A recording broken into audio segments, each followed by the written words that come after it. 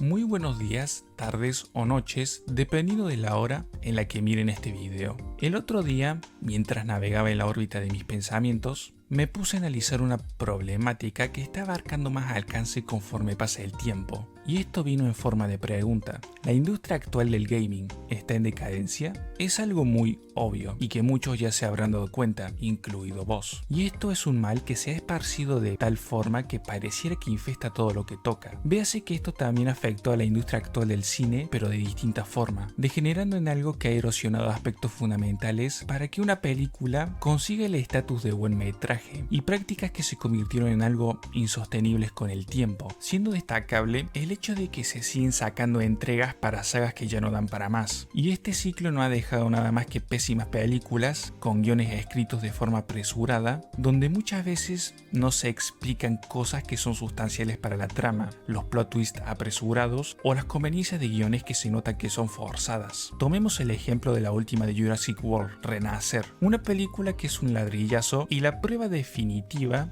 de que ya no saben qué hacer con la IP, como también de que ya no les interesa entregar nuevas historias que sean una copia de películas anteriores. A este punto, lejos quedó la saga de querer plasmar historias del trabajo literario de Michael Crichton. Otro motivo un poco más de la mano con la falta de creatividad sería la sobresaturación del cine de superhéroes, que dio lugar a una cantidad gigantesca, ya sea de películas o series que eran un bodrio, porque las hacían de forma tan rápida que estaban mal hechas. Véase el caso de Marvel, que fue quien más contribuyó a la idea de que el cine de superhéroes está en decadencia, por el simple hecho de sacar películas y series en pos de cumplir con una agenda autoimpuesta, con unos efectos especiales horribles comparables con la cinemática de Play 2. Y pasado un tiempo con esta práctica, todo desembocó en recortes de personal y un mar de números rojos, porque no cumplían con las expectativas tanto de inversores como de fans que los apoyan de forma incondicional. Y volviendo a la pregunta del inicio, ¿la industria actual del gaming está en decadencia?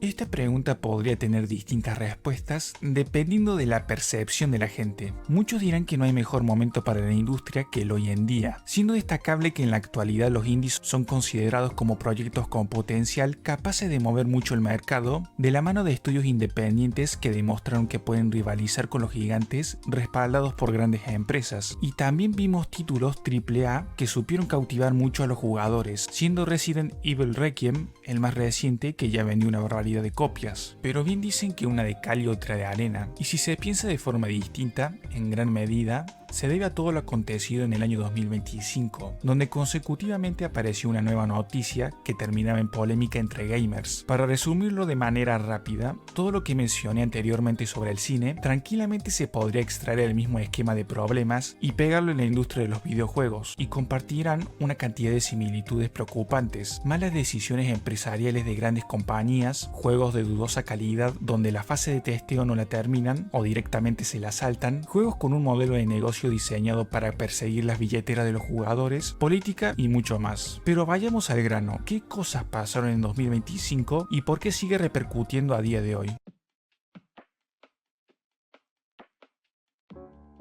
Hoy en día, el mundo en general transita una estabilidad económica muy fluctuante, marcada por mucha incertidumbre en los mercados, índices de inflación desmesurados y poco crecimiento monetario, o de plano, la implementación de aranceles de grandes potencias. Obviamente esto afecta de distinta forma dependiendo del país, mayormente siendo mi país, Argentina, quien peor la pasa con cada día que transcurre, cuando al ciudadano promedio le toca ver las estadísticas económicas y contemplar con impotencia que muchas cosas juegan en contra con el valor de nuestra moneda, que cada día se devalúa más y nuestro poder adquisitivo se reduce a miseria tras miseria con el tiempo, teniendo este precedente de que dependiendo del país, el valor de una consola o de componentes para una PC más o menos potente va a variar si se ajusta el precio a moneda local. Esto ya no es excusa para negar que las consolas o componentes de PC ya salen al mercado con un precio exorbitante, y es una realidad innegable que con el tiempo puede empeorar. Transitamos una actualidad donde los videojuegos hoy en día, como un pasatiempo para la mayoría, se volvió algo inaccesible. Comprar una consola de poder se puede, pero a largo plazo y muy factiblemente tengas que endeudarte con los bancos, que es el equivalente a firmar un contrato con el diablo. Un escenario para nada agradable, y este esfuerzo de poco sirve en un ecosistema donde de forma constante convergen nuevas tecnologías que las empresas buscan de forma activa implementar en pos de mejorar la calidad de los juegos.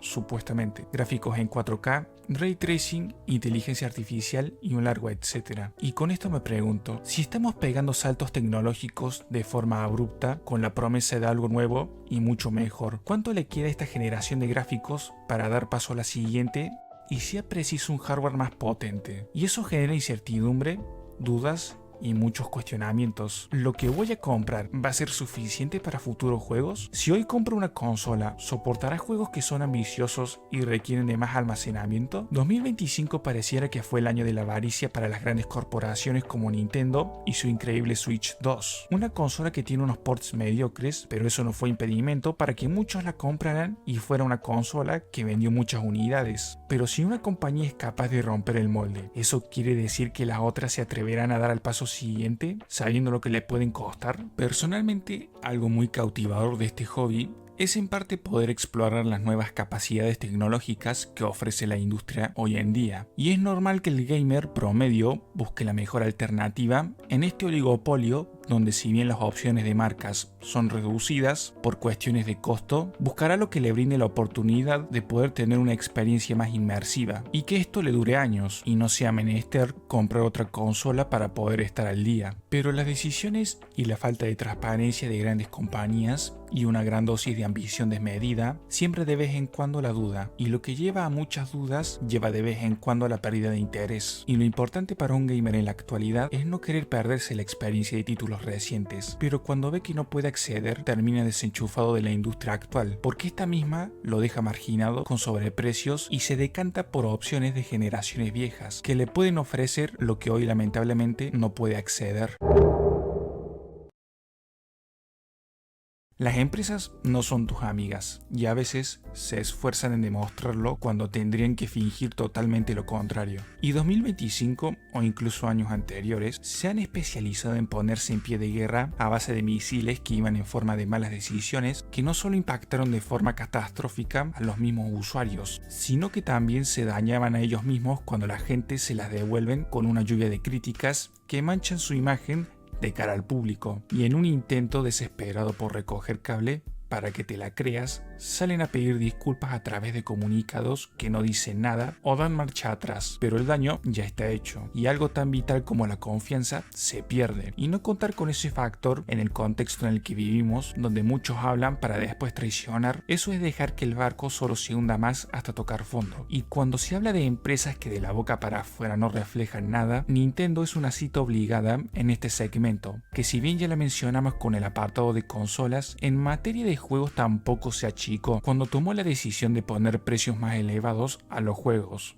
Véase Mario Kart World costando 80 palos verdes. Pero apenas calentaban motores cuando posteriormente enlazaron una nueva forma de vender los juegos, que a más de uno le hizo enarcar una ceja. Hablamos de las famosas claves de tarjetas de juego, o sea, compras una tarjeta para posteriormente descargar el juego, que obviamente necesita de internet. Y acá viene lo lindo. El mayor horror que está confirmado que puede pasar es que al requerir de servidores, el juego que se tiene descargado en años posteriores podría no ser jugable si Nintendo decide cerrarlos. Esto implicó que muchos, sobre todo coleccionistas, le den el rechazo absoluto. ¿De qué me sirve comprar un pedazo de plástico con contenido que tengo que descargar si de acá a un par de años podría convertirse en una carcacha injugable? Siempre y cuando Nintendo no amanezca con una actitud pedante. Y una actitud pedante en muchos sentidos sobra raudales para la empresa del fontanero. Esto también se interpretó como otro intento de querer borrar los juegos físicos tradicionales de la industria, muy similar a la mala decisión de Sony sacándole el lector de discos a la PlayStation 5 Pro y venderlo por separado,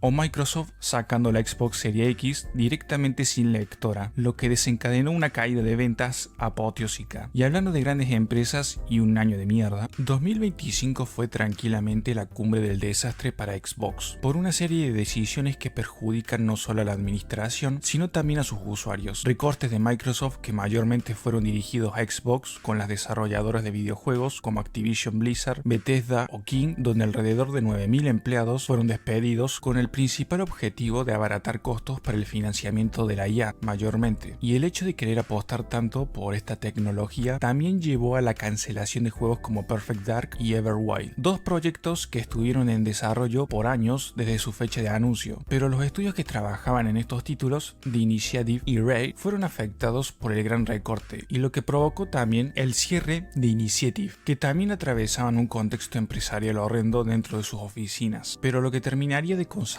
2025 como un año de mierda para Xbox fue tomar la estúpida decisión de que a partir de ahora, una de las sagas más exclusivas para esta compañía, Halo, pase a ser multiplataforma para que usuarios de PlayStation 5 también puedan jugarlo. ¿Y qué tan grave es esto? Imagínate por un segundo un hipotético caso para nada probable donde Nintendo se le ocurre la idea de convertir la franquicia de Mario en multiplataforma. Yo creo que así de loco suena eso. Y por el lado de Sony hemos tenido el intento tras intento de poder vender juegos para la Play 5 como servicio online. Y no vamos a hablar de Concord. Pero es imposible negar que Sony tiene cierta adicción de querer lanzar juegos que sean un vicio en línea, intentos de vicio en línea, y supuestamente Sony tiene un plan de 12 juegos con esta temática, y hasta la fecha los únicos logros fueron que Concord se cancelara, un multijugador para juegos como The Last of Us 2 y Marvel de Spider-Man 2 se cancelaran. ¿En dónde estaba la buena idea en hacer esto? Buena pregunta. Y el último proyecto que parece que Sony quiere sacarlo a frote es Marathon, un shooter en primera persona, y desde que brindaron una versión alfa del juego, lo poco que se mostró fue horrible, bugueos de textura, glitches de cargado de mapa y visualmente poco pulido, muchos fallos en la IA y un largo etcétera, siendo lo más grave que se descubrió que hubo contenido robado a un artista. Se lanzó de forma oficial este año y mejoró en muchos aspectos, pero vino otro problema peor. El juego tiene microtransacciones agresivas, empresas siendo empresas. ¿Qué otra cosa esperar?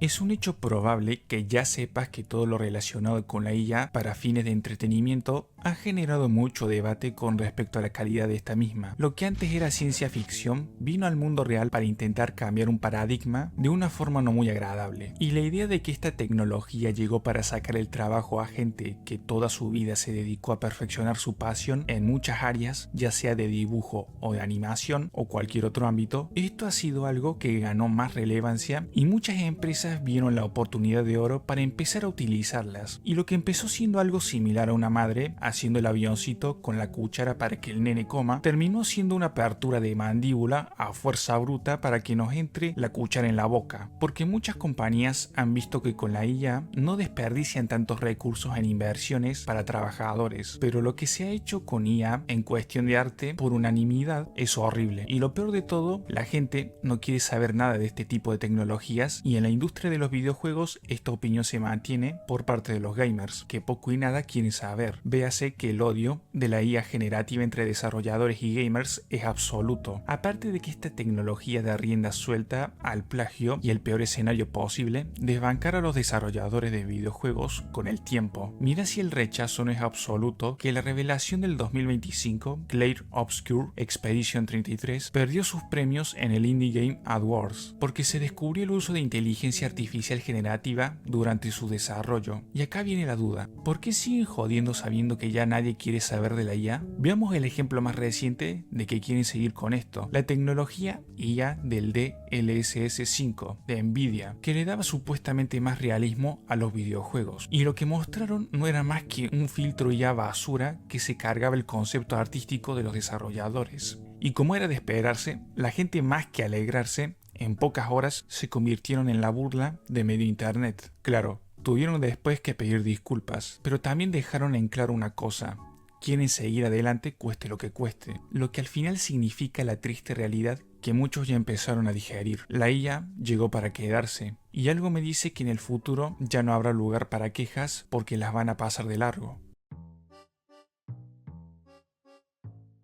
Cuando se habla de cuestiones políticas, normalmente se trae a la mesa tópicos muy polarizantes marcados por una brecha demasiado amplia, y precisamente el panorama político hoy en día no es nada agradable. Por eso muchos arrugan la cara cuando este tema tiene lugar en algunas noticias, y donde menos querés que tenga lugar este tipo de acontecimientos es en un hobby que precisamente te ayuda a desenchufar la cabeza del mundo real, donde constantemente los medios bombardean con noticias de política y los problemas que esta genera. Y 2025 hubo muchos acontecimientos dentro de la industria del gaming donde la política intervino de alguna forma, en algunos casos siendo para bien y en otros siendo para mal. La campaña Stop Killing Games, un movimiento hecho por gamers con fines de defensa del consumidor para salvar los juegos que son single player pero requieren de servidores por ser contenido descargable. Esta campaña nació cuando en 2024 Ubisoft tomó la horrible decisión de cerrar los servidores del juego The Crew, un juego que data del año 2014. Esta acción desencadenó que los fans de este juego crearan la campaña no solo para que Ubisoft diera marcha atrás, sino que también prioriza la continuidad del funcionamiento de los servidores que hacen posible poder jugar single player, que también requieren de internet. Y lo que empezó como una queja de los fans de un juego se convirtió en un movimiento donde se juntaron una barbaridad de firmas y en el 2025 consiguieron la hazaña de lograr un total de casi 1,5 millones de firmas, una cantidad que le permitió que la petición de este movimiento llegue al Parlamento británico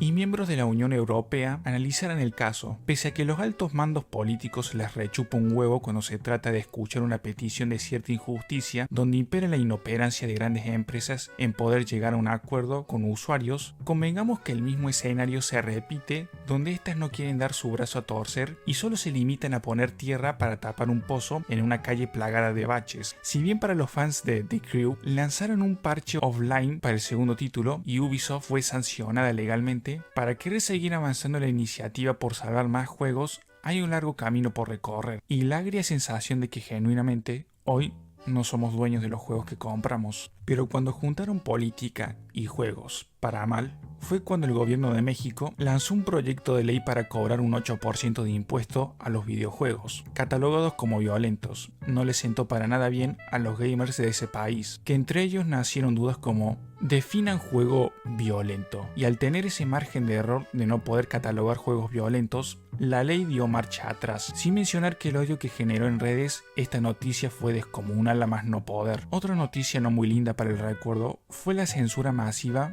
a juegos subidos de tono que hubo en Steam, por presión de las grandes procesadoras de pago que fueron bombardeadas por peticiones de un grupo activista radical con el nombre de Collective Shop, oriunda de Australia, y el peor escenario fue que 400 juegos fueran baneados y desindexados de la plataforma, y entre títulos que conforman esa lista hubo víctimas inocentes como Baile Exhumed, sin mencionar la famosa creación de la regla número 15, y cuando investigaron un poquito más fue cuando descubrieron que una de las mandamases de Collective Shop defendió la película de Cuties en un artículo, y resaltaron la hipocresía de las procesadoras de pago. Si tanto te preocupa tus estándares morales, ¿por qué seguís procesando pagos de Roblox cuando se sabe que hubo muchos casos de depredadores de menores por años y los que manejan este juego no mueven un pelo por hacer algo? Y bueno, ¿qué más decir? Política y videojuegos no van de la mano.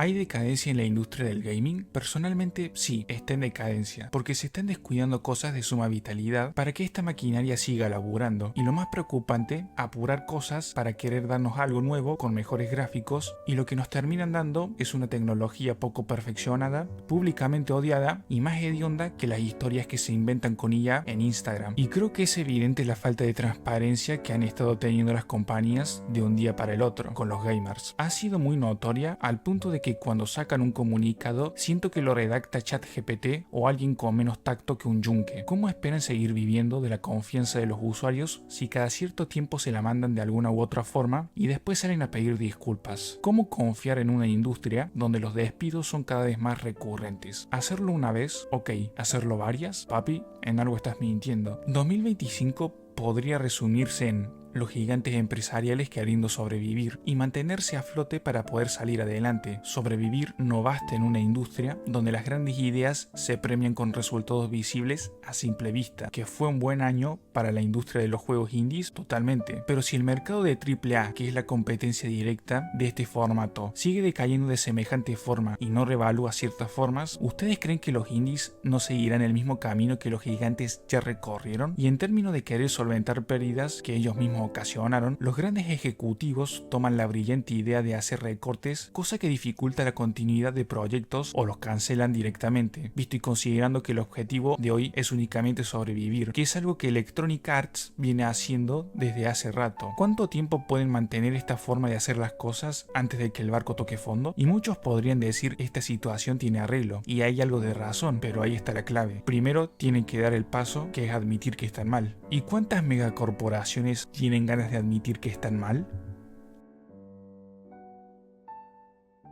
Y eso sería todo por el video de hoy. Quiero saber tu opinión en la caja de comentarios. Si quieres apoyarme puedes compartir el video con gente conocida. Un gesto que te agradezco de forma inmensa. Sin nada más que decir, sin nada más que agregar, nos vemos en otro video. Chau chau.